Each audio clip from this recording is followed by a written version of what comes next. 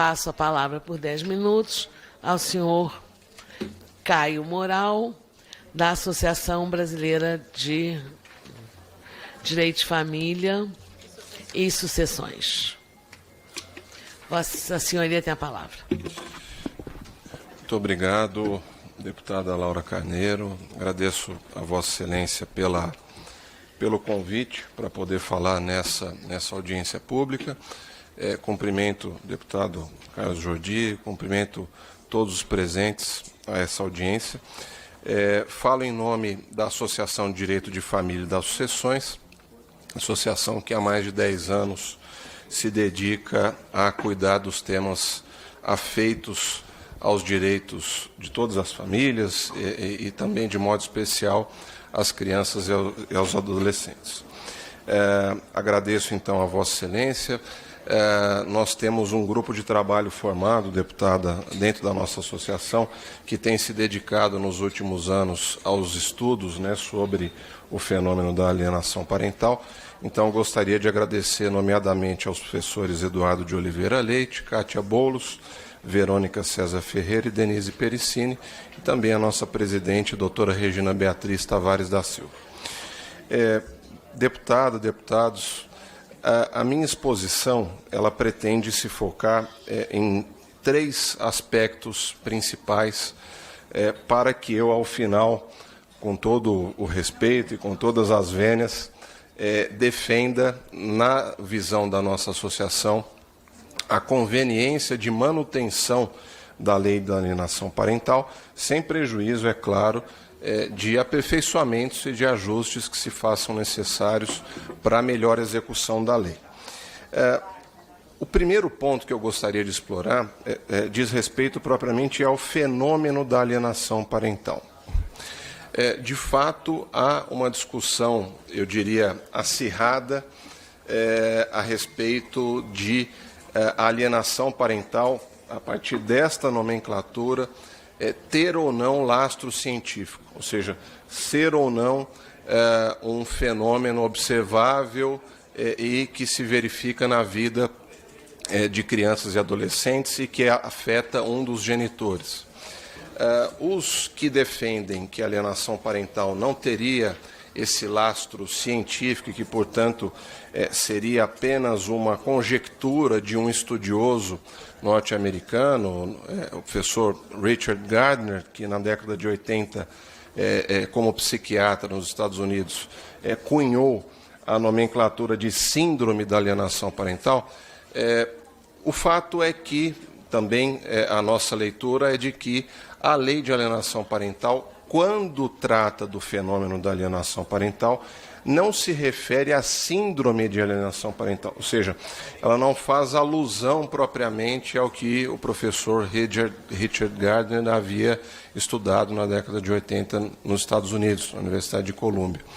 O que a lei faz, isso sim, é estabelecer, na nossa visão, deputada, alguns atos concretos que geram problemas graves para as crianças e para os adolescentes e geram também uma situação de beligerância entre os ex-cônjuges ou ex-companheiros, que, de alguma maneira, acaba se criando uma tentativa de impedir que o filho forme uma boa convicção, uma boa imagem, uma boa memória a respeito daquele cônjuge ou companheiro que é alienado.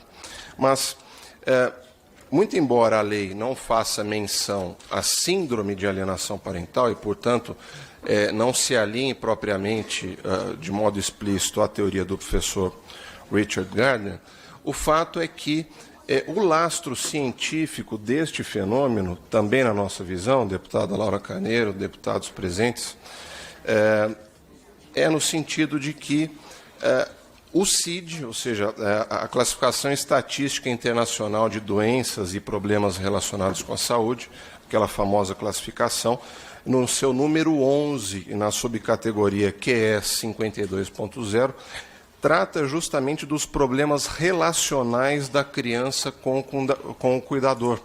Ou seja, também em nível internacional e em um meio científico que nos parece idôneo, o fenômeno da alienação parental, que muito bem poderia assumir outra nomenclatura.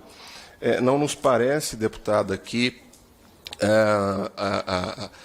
seja estritamente necessário falar em alienação parental. Foi o termo que se cunhou, a lei ganhou esse nome, mas o fenômeno poderia ser descrito de outras maneiras, tal como se descreve aqui pelo CID.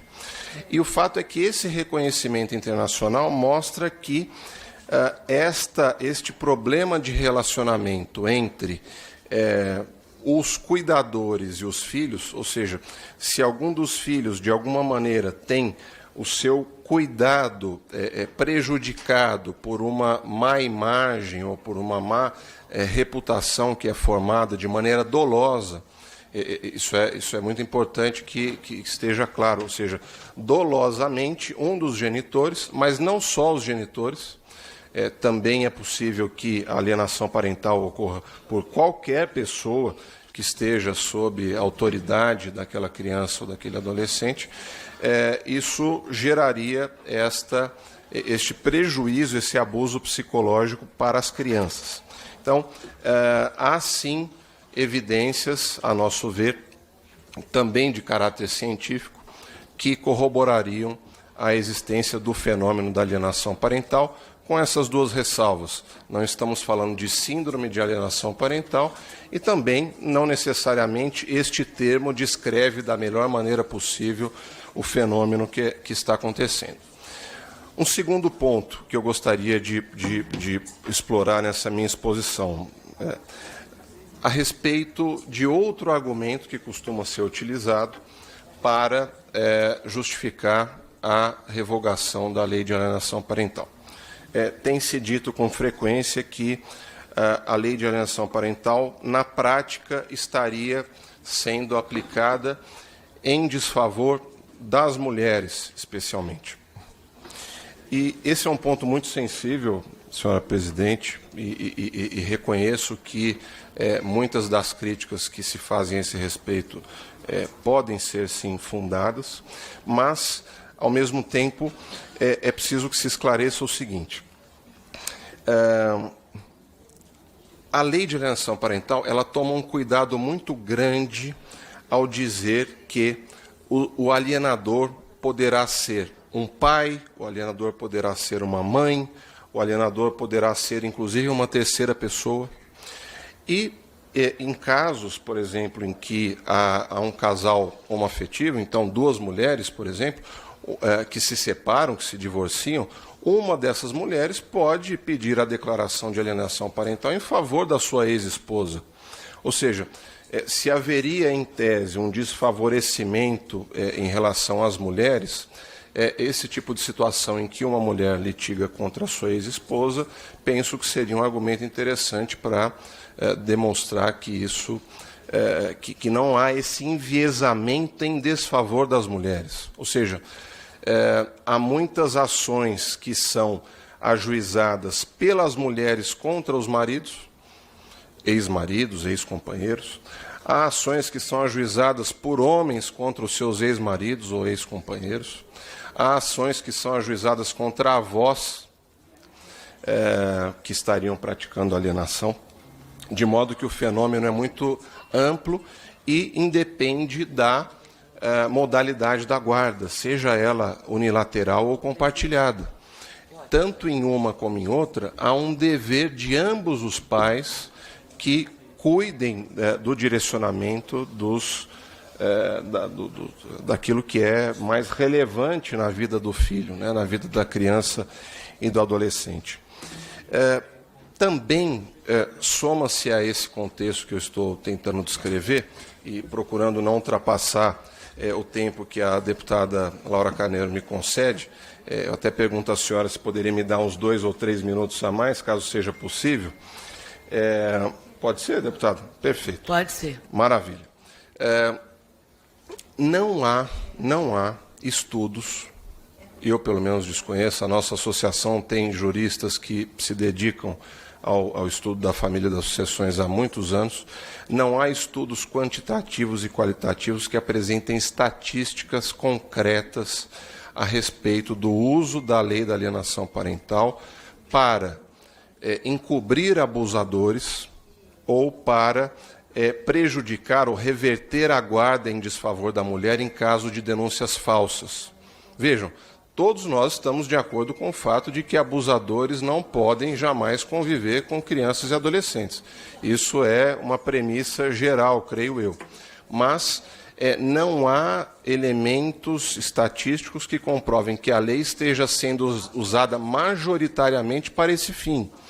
E também não há elementos que comprovem que, em casos de falsas denúncias, a reversão da guarda em prejuízo da mulher teria sido a medida mais frequentemente adotada. E, pelo contrário, o que se vê na prática forense, e também nas discussões acadêmicas, é que, como a lei de alienação parental prevê uma gradação, ou seja, a reversão da guarda seria a medida mais gravosa possível, antes de adotá-la, há outras medidas à disposição.